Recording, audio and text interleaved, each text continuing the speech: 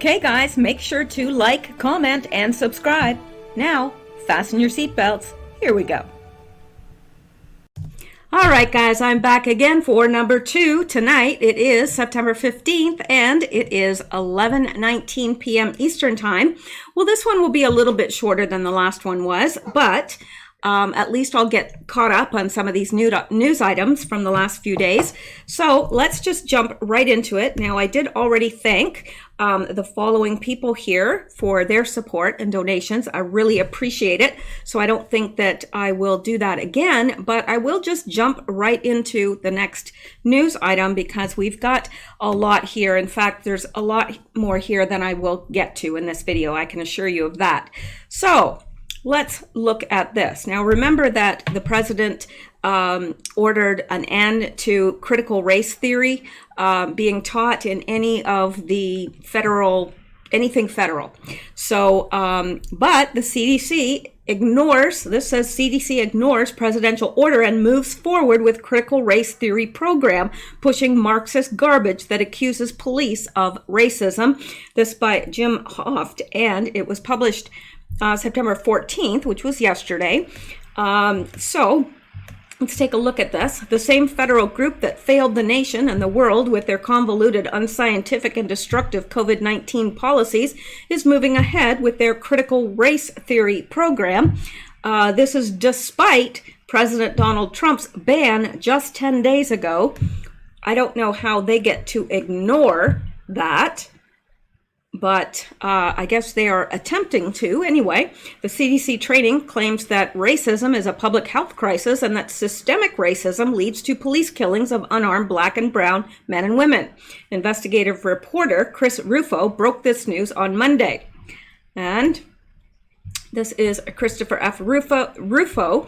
The 13-week series is called Naming, Measuring, and Addressing the Impacts of Racism on the Health and Well-Being of the Nation and the World. I have obtained the internal emails in white and the APHA presentation by the series instructor that follows the same structure in blue. So I'm not sure what we have here, but let's take a look. You see, it says successful completion of this learning series will increase the participants' ability to identify 3 dimensions of health intervention as illustrated by the cliff analogy, define racism, and identify 3 levels of racism that impact health, measuring racism in health surveys. Also use the question, how is racism operating here, to examine the mechanism of systemic racism and identify levers for intervention in decision-making processes, and organizing for action using anti-racism collaborative with collective action team model. So I'm not sure what all this entails, but it's not good because critical race theory is just flat out Marxism. So let's go down here and see what else we have. The first 3 training sessions are focused on racism, sexism, and other systems of structured inequality, then teaching CDC employees that they must address institutionalized racism to really set things right in the garden of a racist nation. Yeah. And here it says in sessions 6 through 9, the CDC claims that racism is a public health crisis and that systemic racism leads to police killings of unarmed Black and brown men and women and leads to disproportionate impact of COVID-19 on communities of color. Now, how is it that racism leads to the disproportionate impact of COVID-19 on communities of color? I don't get that, because the virus is the virus. It doesn't matter you know, who you are or where you live or what color you are. If you're going to get it, you're going to get it. Doesn't make sense to me, but makes sense to the CDC. Well, lots of things make sense to them that don't make sense to anybody else. In sessions 10 and 11, the trainers will teach CDC employees that they must target and destroy the values of focus on the individual, the myth of meritocracy, the myth of American exceptionalism, and white supremacist ideology. This is textbook critical race theory. Yes, it is. And it's not supposed to be being taught in any federal any federal agencies all across the board, but they are ignoring Trump, not surprisingly. This is complete garbage they are pushing on federal employees. This failed organization needs a serious house cleaning. Oh yes, they do. In sessions 10 and 11, the trainers will teach CDC employees that they must target and destroy the values of focus on the individual. Okay, we just read that. And the final session teaches CDC employees how to become activists. They will be encouraged to join an anti-racism collaborative with 8 collective action teams focused on communications, making scientific publications, anti-racist, and influencing policy and legislation. Yeah, well, this is the same government body that destroyed the middle class based on their flawed models and fraudulent data. Yeah, it's their fraudulent data that locked down the country, that ruined the economy, that stole people's jobs, that ruined their businesses, small mom and pop businesses. Yeah, I don't trust them. I don't know about you, but I definitely do not trust them. Medical fraud, CDC includes 5,692 intentional injuries and poisonings in their total U.S. coronavirus death count. Yeah. Intentional injuries and poisonings, but CDC said they died of COVID. At some point, there needs to be a serious audit of the Center for Disease Control and Prevention in America. It's bad enough that they promote their medical fraud on Americans. It's absolutely sinful that they know there are countries around the world that follow their lead. America may be able to bounce back. Let me see here. Let's just look and see what else they have here. Yeah, I think we'll leave it there, because what I wanted to focus on is the fact that they are ignoring Trump's ban and doing it anyway. I guess they feel that they're entitled to do what they wish. Not so, but yeah. And can you imagine this? I saw this earlier today on Twitter. It says, "We deserve a president who cares whether his fellow Americans live or die." Yeah, says the woman that let the men die in Benghazi. Right, yeah, she's a piece of work, definitely. All right, now let's go back and get into the next, because I find this very fascinating, if you haven't seen it already. It's pretty wild. Now, photos allegedly show prominent Antifa member from DC with Barack Obama in the White House. Now, this is from July 4th, 2020. But I think since all of this uprising and rioting and looting and murdering and pillaging and what have you, I think it's interesting that this prominent Antifa member is pictured in DC with Barack Obama in the White House. Don't you? Former President Barack Obama told America that he doesn't believe the protests that have erupted across the country are anything like those that reverberated in 1968, which many believed helped elect President Richard Nixon. I've heard some people say that you have a pandemic, then you have these protests. This reminds people of the 60s and the chaos and the discord and distrust throughout the country. I have to tell you, although I was very young, I know enough about the history to say there is something different, Obama said. While he said that demonstrators have largely been peaceful, violence and looting erupted in numerous cities as groups of protesters clashed with law enforcement officers and burned businesses. Antifa, which the Dems say it's imaginary, is responsible for much of the riots. Now Twitter users allege that former President Barack Obama had a meeting with the leader of Antifa wing in D.C. back in his days as president. The son of prominent journalist Clarence Page has been arrested in connection with Antifa activities. Twitter users have found damaging photos of Grady Page at the White House with former President Barack Obama. Well, should that surprise any of us? I mean, we know that he is probably the head of the deep state in America anyway. So, I mean, that shouldn't surprise us. I mean, all he did the whole time that he was in office was undermine America, weaken us, weaken the military. He created pretty much ISIS rather. And oh no, they couldn't defeat ISIS while the whole time when he was in power. But then now you hardly ever hear about ISIS, and that's because of Donald Trump. We know that. So this says, who is Grady Jonathan Page? Was Grady Jonathan Page arrested? When was he arrested? So it says he was, Grady Jonathan Page was booked in Mecklenburg County, North Carolina. And he was born in 1989. So he's not that old. And let me see. There he is at the White House. Yep. Looks a little scrawny there. But apparently he's some big bad Antifa dude. Anyway, Grady Johnson Page is the leader of the DC Antifa chapter with Hussein in 2013. Well, that is Barack Hussein Obama. Coincidence? It's like one big happy family. Yes, yes, it is. Look, I mean, they could be father-son. Oh, my gosh.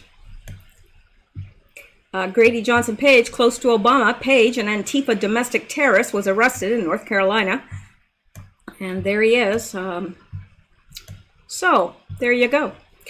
I think that's very interesting if you ask me. Which, I mean, you're listening to my channel, so kind of you did ask me. Sort of. All right. Now, let's look at this. I'm sorry, I'll try to keep a straight face. Joe Biden confuses sign language interpreter as he speaks gibberish about environmental justice during virtual event. My gosh, could you imagine being Joe Biden's sign language interpreter? I mean, you know, have you ever seen those things where they'll go through the world's worst jobs? And I mean, I think they had a picture of somebody collecting poop from an elephant and all these horrible, horrible, horrendous jobs. But I don't think any of them come close to the nightmare it would be to be Joe Biden's interpreter. Really. Yeah. What the hell was Biden trying to say? Joe Biden held a virtual event Monday evening with Reverend Dr. William Barber and the Poor People's Campaign. It was off to an awkward start. So, yeah, let's watch. Shall we? I think we shall. Sure. And it's, do I do it now? Joe Biden's event is off to an awkward start. So let's listen here. Sorry. Do I do it now? Bishop, you want me on now? Yes. All right. Well, thank you very much. Well, that wasn't so... Okay, hang on here. Do I do it now? Bishop, you want me on now? Yes. All right. Well, thank you very much. Well, I don't know. I think that, I mean, yes, it's awkward. It was awkward, but I didn't think that his interpreter had too hard a time there. Anyway, as usual, Biden got tongue-tied and spoke gibberish as he babbled about environmental justice. The sign language interpreter was even confused. Environmental justice, so we can turn the faucet on and drink water, breathe clean air. I'm about to end, but live, we have to live. So, I mean, we have to just give people a chance, Biden said. Got it? Well, is there another video here? Because I want to see that part. Okay. And this person said, what the F is Joe Biden trying to say here? Well, nobody ever knows. But let's listen. Environmental justice, so we can turn the faucet on and drink water, breathe clean air. I'm sorry, I'm about to end, but no, live. You know, we have to live. So, I mean, we have to just give people a. He goes, yeah, that's what I would do. I'd just give up because nothing he's saying makes sense. And people have got to be looking at this or listening to this and thinking, what? Like, why isn't this should be splashed across every news outlet there is in the world. This guy is running for president of the United States. Arguably the most powerful man in the universe is the president of the United States, one of the, at least, most powerful. And this man can't put a sentence together. Why isn't that front page news everywhere? Makes you kind of think, doesn't it? All right, now let's go back because there's more. There's always more. And let's look at this. We're talking about, the video. Kamala Harris lets it slip that Joe's White House would actually be the Harris-Biden administration. The Democrats didn't want Kamala during primaries, but now they think the entire country wants her as president? Yeah, I don't think so. I wouldn't want her as my mail person. I wouldn't want her to be my dry cleaner. I wouldn't want her to go to the corner store for me. Really. I was shocked when Joe Biden picked Kamala Harris as his VP. She's a terrible choice. She couldn't even win her own home state in the Dem primary. She was forced to leave the race after failing to catch on. She's done next to nothing in the Senate. She's about as likable as Hillary, and her history of hypocrisy, like laughing about smoking weed while locking up tons of folks for doing the same, is stomach-turning. Yes, indeed. Trust me, Dems didn't want Kamala, and neither does anyone else. But when the top of your ticket is showing signs of full-blown Alzheimer's, it becomes quietly known that the VP will be making all the major decisions. And many people suspect that if elected, Biden will make a quick exit and Kamala will take over as the first female president. Yeah. Can you imagine? Well, I can, but yeah, but it would be a nightmare. I don't want to imagine it. It'd scare me. Well, Kamala can imagine it. As a matter of fact, she's thinking about it right now. During a discussion on ABC News, Kamala let the truth out when she told the country that if she and Biden get in office, the Harris-Biden administration will be there to see and understand the American people. Whoops. You can watch the video below.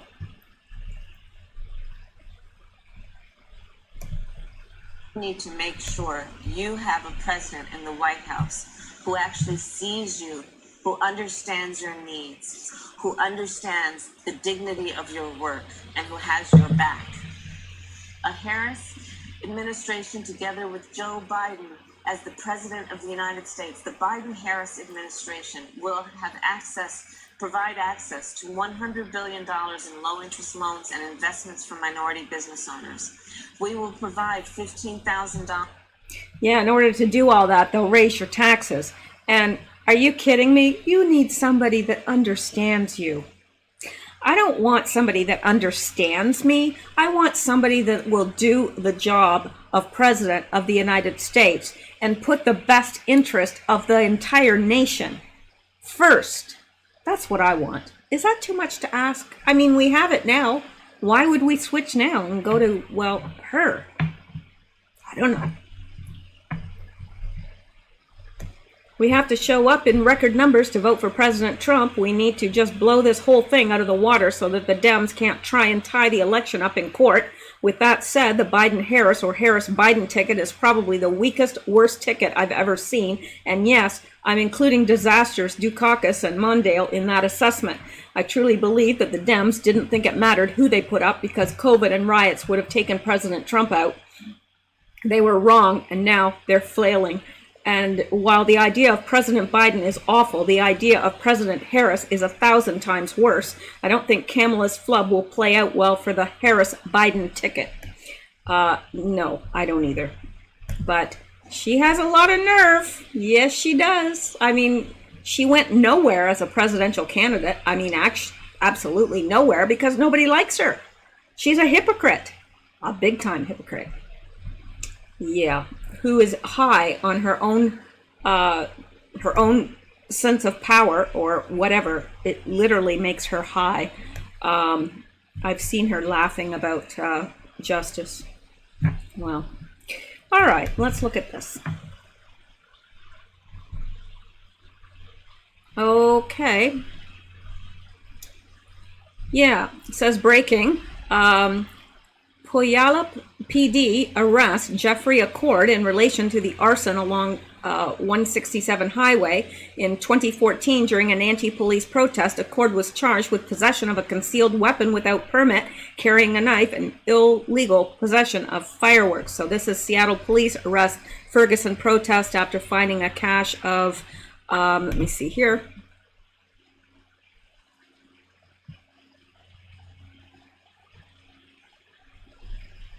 after finding a cache of weapons. So that's great that they did that. But anyway, a man arrested during Monday night's Ferguson-related... What?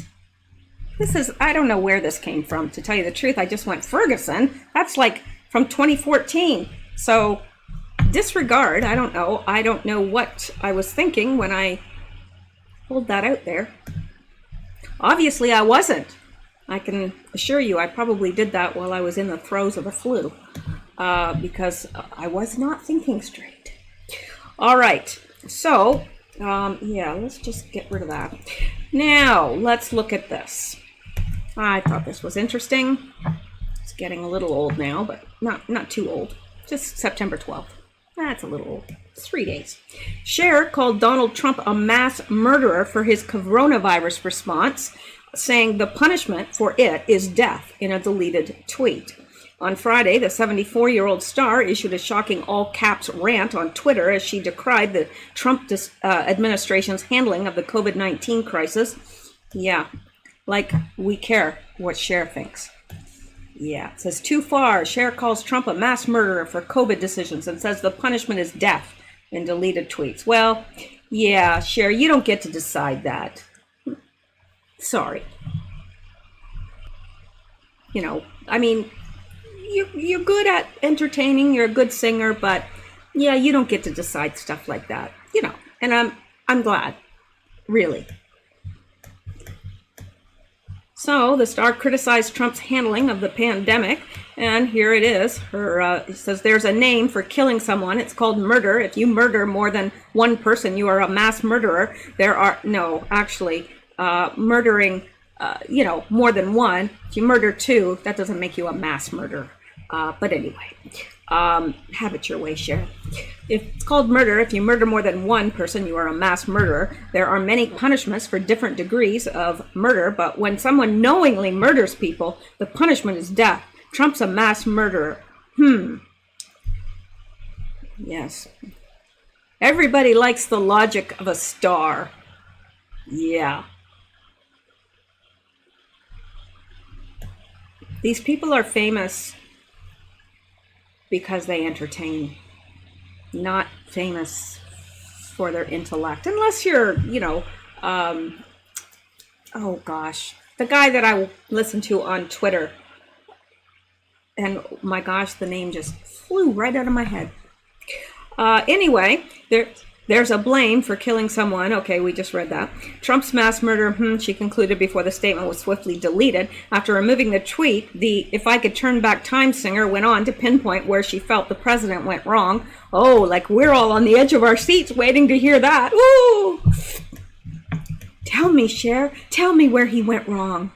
You know, because I woke up this morning and I thought, you know what? If only I knew what CHER thought. Really, I was thinking that as soon as I got out of bed. I was like, oh man, my day would be so much better if only I knew what CHER was thinking. Yeah, what CHER was thinking. All right, CHER acknowledged she may have gone too far. But here, CHER says, keep thinking, why did Trump lie? I mean, I know why he lied, but when tens of thousands of people started dying, why didn't his conscience kick in and say to him, wait, not only are you letting hundreds of thousands of people die, think of the loved ones who will be crushed forever. Oh, I feel so much better now that I know what CHER thinks. I'm going to be able to go to bed a happy woman. All right. Sometimes I go too far, she says. Really? I never noticed that. But after reading Trump was keeping money from 9/11 First Responders Fund, it was too much. Having said that, I can't fall below my moral compass no matter what. Oh, she has a moral compass. Oh, that's more than I thought I'd ever hear. Anyway, she questioned why Trump lied about the extent of the coronavirus crisis after it emerged that he had admitted to Watergate journalist Bob Woodward. He downplayed it. I wanted to always play it down, Trump told Woodward on March 19th, days after declaring a national emergency. I still like playing it down because I don't want to create panic. Despite her vehement condemnation of the president, CHER conceded that she can go too far and didn't want to fall below her moral compass. after suggesting Trump be put to death. She also shared a screenshot of articles reporting that the Treasury Department illicitly transferred millions from a 9/11 program. Well, I don't know about that. I really don't. I haven't looked into that. Maybe I should. But, yeah, there she is. And then Cher said, I feel ashamed. Shame is important. Let's talk. I must try to be a beacon of light for you. Obviously, didn't hear my higher angels. I apologize. She conceded that calling for someone to be put to death was not a beacon of light for the masses. Yeah, kind of goes without saying, doesn't it? I'm a kind person, Cher wrote in a series of tweets, again in all caps, but I have a vendetta side. I'm mostly kind except for the part of me that wants to murder people. I feel ashamed. Shame is important, she said in another abashed tweet, when one sympathetic fan lamented that we empaths are held to such a high standard by people, and the second we snap, they tear us apart. Cher issued a confusing response. Didn't know was eating my dinner. Okay. All right. Well, I guess. Didn't know was eating my dinner, she promptly replied. Cher has dipped her toe into politics on Twitter before, recently offering to work for the hard-hit United States Postal Service ahead of the November election. Oh, yeah. Yeah. Can people volunteer at a post office? The Emmy Award-winning artist tweeted on August 19th before pressing fans for information. Yeah, I don't want her handling my mail. No kidding. Could I volunteer at my post office? She demanded 20 minutes later before writing another. Is no one going to help me with post office? Cher then decided to find out herself and called 2 USPS offices in Malibu who informed her that they didn't accept volunteers. She previously claimed that Trump cares nothing about vets, the USA, coronavirus patients, Black Lives Matter, and medics, claiming he kills Americans without a thought for adulation at rallies. Right. Okay, Cher. Yeah. Back off the Botox, honey. Really. It's not doing you any favors. So, there you go. Well, I just thought I'd share that with you in case you, like me, woke up today and said, man, my life would be better if only I knew what Cher thought. Well, you know, I wanted to oblige you. All right, so let's go on now and let's look at this down here. Now, this, you know, it's a little old now, but disgusting scenes outside LA hospital as protesters taunt cops about 2 young county sheriffs fighting for their lives after being shot in patrol car ambush, while Trump demands gunman is caught and put to death. And he should be. And this is LA County sheriffs to the protesters blocking the entrance and exit of the hospital emergency room, yelling, "We hope they die," referring to 2 LA sheriffs ambushed today in Compton. Do not block emergency entries and exits to the hospital. People's lives are at stake when ambulances can't get through. Well, these people aren't smart enough to figure that out. And not only are they not smart enough to figure it out, I doubt they even care because they're animals. And it says, we hope the pigs die. Can you imagine? You're inside fighting for your life and people are outside shouting that? I can't imagine it. I really can't, because I don't know how somebody gets to that point. I really don't. So let's come up here and let's look at, I can't remember what this is, but my gosh, it's got to be something good. Oh yes, this is Los Angeles County Sheriff Department, and this is what I was following in terms of the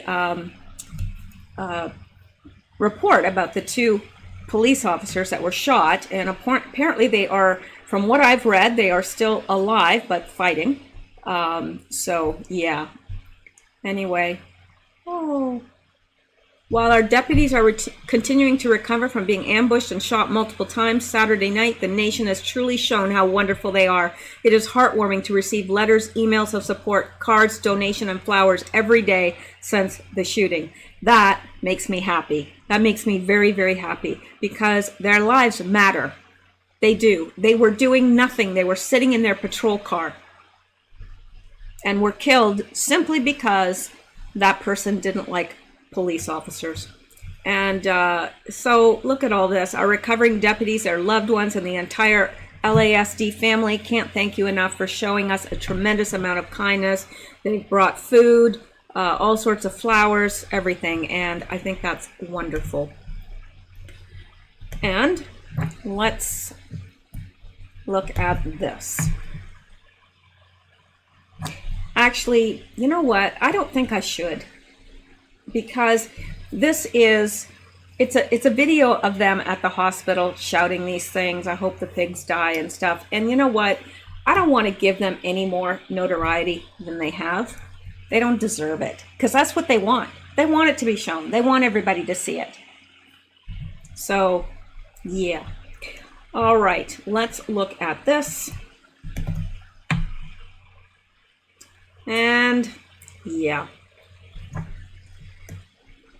Oh, he's a piece of work. Now, this is from a few days ago, 4 days ago to be exact, but I think it's important. During an appearance on MSNBC on Friday, Representative Adam Schiff, the chairman of the House Intelligence Committee, proclaimed the Department of Justice investigation headed by U.S. Attorney John Durham into the origins of allegations of Russian collusion with the 2016 Trump campaign to be an effort from Attorney General William Barr to persecute political enemies. Well, of course he would say that, because he's in doo-doo up to his eyebrows. This is an investigation that really was brought about. Schiff reacted to the resignation of Nora Danny, a federal prosecutor and aide to Durham, as evidence of a political investigation. This is an investigation that really was brought about at the urging of the president to prosecute his political enemies, he said. It is Bill Barr's use of the department as a sword instead of just a shield. He already used it as a shield to protect people who have lied on behalf of the president, people like Mike Flynn and Roger Stone.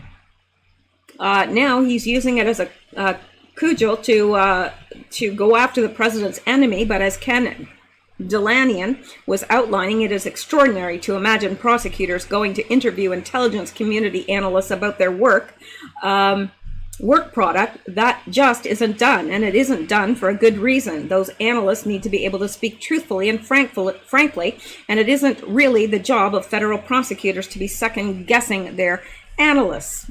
But the whole point of this investigation is political. It began for a political reason. It will end for a political reason. And the whole push by Barr to get something out, the push by Trump to get this interim report out before the election, is so transparently political. So if indeed this is why this career prosecutor retired or resigned from the case, it makes a lot of sense. We are completely reliant right now on good people at the Justice Department deciding they cannot be part of this craven effort by Bill Barr. So I think it's a positive sign, frankly, that career prosecutors are voting with their feet and saying, I can't be part of this. I'm going to have to leave office if I'm being given instructions that violate department policy and violate ethics. This is ridiculous, because everything that comes out of his mouth is a lie. Lie! But let's listen to him lie. Evening. I want to bring into the conversation now the chairman of the House Intelligence Committee, Congressman. No, actually, I'm not, because it's 7 minutes long, and I would rather have nails on a chalkboard. I'd rather jump from the CN Tower and catch my eyelid on a nail than listen to Adam Schiff. He's just as bad as Pelosi. In fact, he's worse, because there's something about his eyes that really bugged me. All right, so let's go on. We can go on now. Sure we can. All right, and let me see. Yeah, let's look at this now. Yeah. Side by side in Michigan. Joe Biden versus Donald Trump. Well, first we have Joe Biden. Yay, Joe Biden. Let's go. Let's go. We've got, how many people there? Oh, under 20. Yeah, so, and they probably all work for him or our press. Yeah, and now remember, they're all trying to let us think that Biden's winning, that there's more enthusiasm for Biden out there. People just love Biden now, don't they? Yeah. And then there's Trump, who they say everybody hates and can't wait to get rid of. Oh, wait a minute. Wait a minute. Gee, that's an awful lot of people, isn't it? Yeah, sure is. I don't know. Do they pay all those people to show up? I mean, really? Seems like a spontaneous crowd to me. I don't know. But they tell us that over here that this guy's winning. I don't know. I guess some people will believe anything. Apparently. So, let's go back. Because we can. And look at this. From this little piece of work. Mike Bloomberg. You know, the guy that eats pizza and then goes... He does. I probably got my lipstick all over my face now, and I probably look like a clown. Anyway, Mike Bloomberg pledges $100 million to flip Florida for Joe Biden. That's how he eats pizza. It is. It's disgusting. Billionaire and failed Democrat presidential candidate Mike Bloomberg pledges to spend at least $100 million to flip Florida in favor of Vice President Joe Biden. Well, if Joe Biden has all the momentum and enthusiasm behind him, and everybody says, "Oh, he's a shoo-in," why does he need to waste $100 million? I'm just asking for a friend who might like to know. So, $100 million to flip Florida. So anyway, let me see. The Washington Post reported Bloomberg hopes, according to his advisor, Howard Wolfson, to encourage early voting to give lie to what we expect to be Trump's election night messaging that Democrats are stealing the election because unlike other battleground states, Florida counts its absentee ballots on or by Election Day. Capturing Florida during the 2020 presidential election would give Biden a sizable boost over President Donald Trump.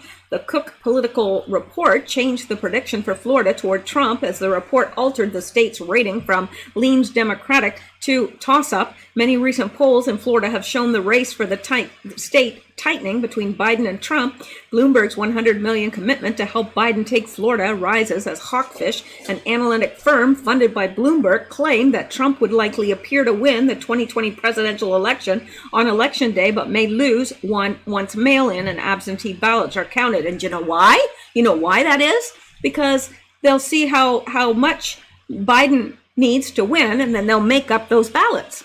That's exactly why. Hawkfish described this scenario as a red mirage.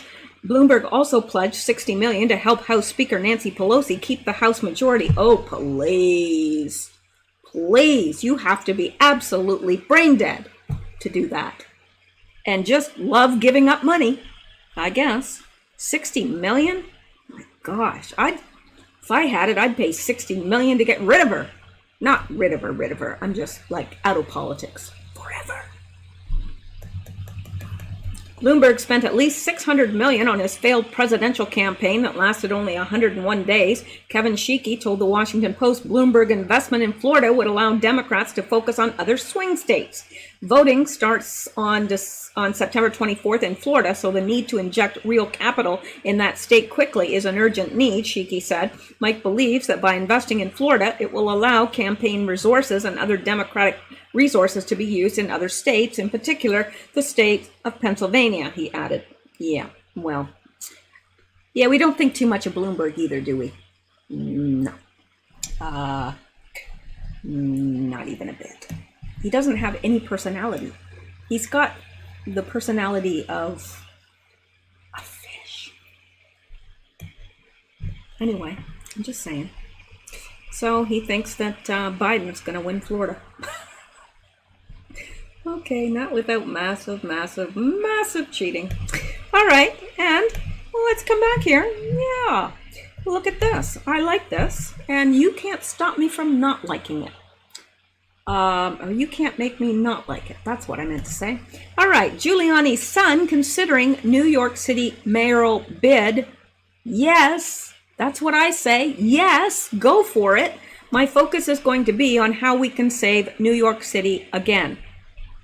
Well, go to it. I think everyone would be behind you at this point, don't you think? The son of former New York City Mayor Rudy Giuliani may be following in his father's footsteps, telling the New York Post that he may run for mayor in 2021. The elder Giuliani has been highly critical of current mayor Bill de Blasio, well, with good reason, and Andrew is no different. In discussing his potential political plans, he warns that if the next mayor is like the present one, the city could descend to lows not seen in decades. I am certainly thinking about it. It's something that a bunch of people that that I trust have approached me with. Andrew Giuliani, 34, told the Post, "It's been terrible to see over the last few years how the city has spiraled. I'm afraid if the right candidate doesn't win in 2021, 4 more years of de Blasio's policies will remind us of the 80s. He went on to say that de Blasio does not value the New York City Police Department, and he does not value what they have done for the city, citing recent budget cuts and the elimination of plainclothes anti-crime unit. It was Rudy Giuliani who was credited with bringing New York City back from the depths by being tough on crime. His son outlined how he would use a similar philosophy if he ends up with the job. It's broken windows policing. It's empowering the New York Police Department to do their job. It's bringing the private sector in and making them more accountable for creating economic opportunity. It's reinforcing the free market to some of these low-income communities in New York City that have been stuck on the cycle of government dependency for too long," he told the Post. "The nucleus of all of it is public safety. It's making sure that New Yorkers feel safe and that tourists feel safe coming here." For now, Andrew works as a public liaison assistant for President Trump, and he remains focused on the upcoming election. "I'm trying to make sure the president gets over the finish line on November 3rd, and then right after that, my focus is going to be on how we can save New York again," he said. I think that's wonderful. I think that would be the best thing that's happened to New York in quite a while, because clearly Cuomo and de Blasio have run it into the ground, and it seems to be getting worse. People are fleeing New York City en masse, and I think that's very sad. I mean, New York, when you picture the Big Apple, you picture, that's the United States. You picture, it's just so iconic. Why, I can't imagine de Blasio, what he has done to that city. It's unbelievable. And Cuomo. All right, so let's come back now. I'm not going to be going too much longer here, so let me, and I've already talked about that Donald Trump is demanding the death penalty for those who shot the 2 deputies. So I think that is good. I think there should be the death penalty for killing an officer.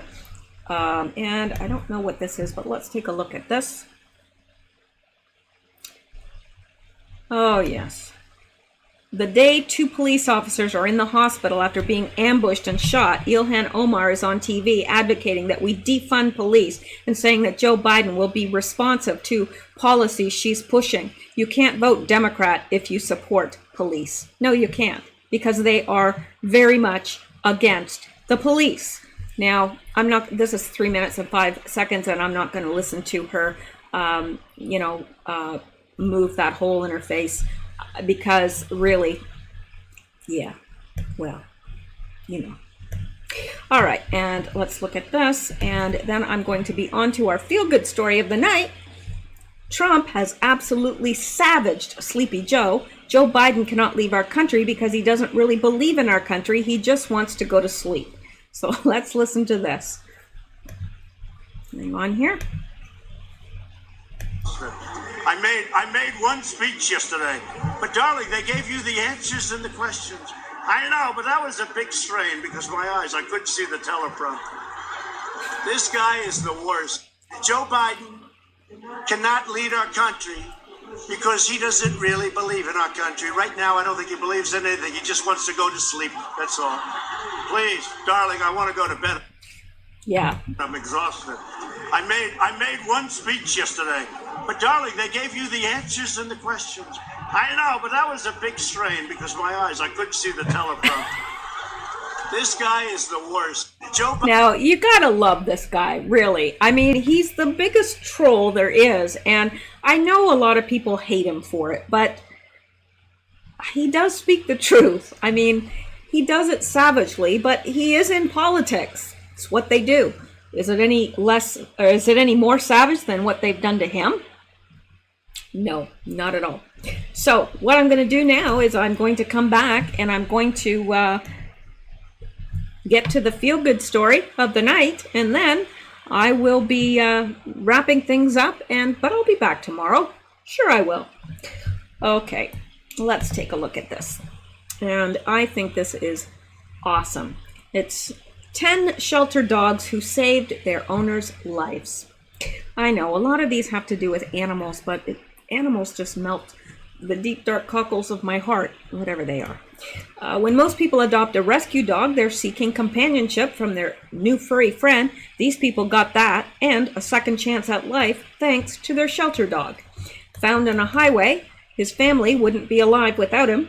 When Angela Fulmer and her husband Isaac saw a dog wandering around on the highway back in 2015, they knew they had to rescue him from homelessness. Of course, they never dreamed he'd one day save them from losing much more, but that's precisely what happened a year and a half later when Capone, a mix of miniature pinscher, Chihuahua, and Whippet, alerted Angela to a fire that had started in her kitchen. Thanks to Capone, Angela and all 9 of her children made it out to safety. Isaac was traveling at the time. That was her husband. If you're considering adding a new 4-legged friend to your family, here's why you should adopt an older dog. Well, let's go on to number 2. We're not going to do all 10 today. I'll do 5 and I'll break up the others for another night. But look at this furry little delight. How can you not love animals? So he's a good boy. I think he saved my life. Maya Fairweather told the New York Post of Apollo, the 5-month-old fearless pit bull pup who saved her from a violent assault a few years back when she was just 18. She had been walking Apollo, whom her boyfriend had rescued one evening in Brooklyn, when a strange man grabbed her headphones and pushed her to the ground, but Apollo immediately understood what was going on and bit Fairweather's attacker on the leg, so hard, in fact, it took a bit of struggle for the assailant to shake the dog off. Now, that's awesome, and I'll tell you, dogs are really man and woman's best friend. They really are. They are so loyal. Home invasion hero, score another win for pit bull rescue pups. Dogster reports it was none other than a pit bull named D-Boy who saved Roberta Trawick from a home invasion at gunpoint in Oklahoma City. Some people perceive pit bulls to be dangerous animals, but nothing could be more wrong in the case of this pit bull, Dogster noted. So, yeah, this pit bull right here saved his owner from a home invasion. And this is how Axel, the Akita mix, saved a great-great-grandma. Last year, a rescue dog named Axel saved a great-grandmother living in Manchester, England, from a home invasion. 86-year-old Joyce Ackerley had rescued the shepherd Akita mix 4 years earlier, and clearly Axel knew where his loyalties lay. He literally pounced on the robber, bit him, and chased him down the street. Ackerley told the BBC that Axel was her hero, and he had saved her life. Oh. And number 5. Oh, what a cute little dog. Tiny but fierce, a Yorkie mix, saved her owner from a diabetic coma. As reported by Fox 10 in Phoenix, a man named Michael had his rescue pup Jazzy to thank for saving his life when he fell into a diabetic coma. In 2018, Michael was at home when his blood sugar level dipped dangerously low. It was Jazzy's incessant barking that alerted Michael's mom, Christine, to the fact that something was amiss, but Jazzy was doing much more than simply barking. When Christine found Michael, Jazzy was sitting on his chest trying to revive him, which consisted of digging her feet into his chest and bumping her face into his. That is so sweet.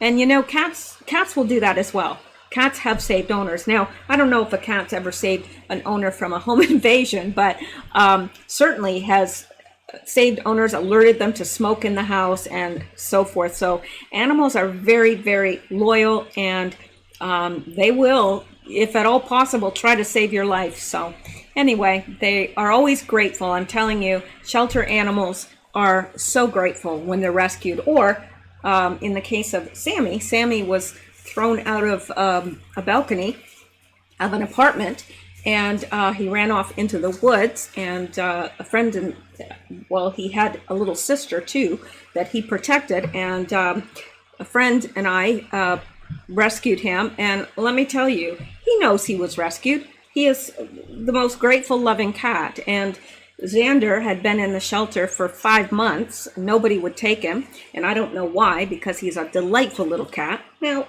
he gets into trouble. He's a troublemaker, but he's a delightful little cat. And you know what? I think they know. They know they have a good home, that they've been rescued. So anyway, you know, if you're lonely, adopt a shelter pet. Really.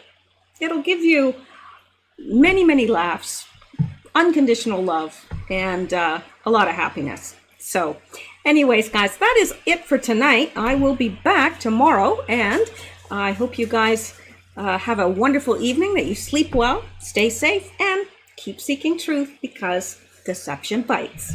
Good night, guys.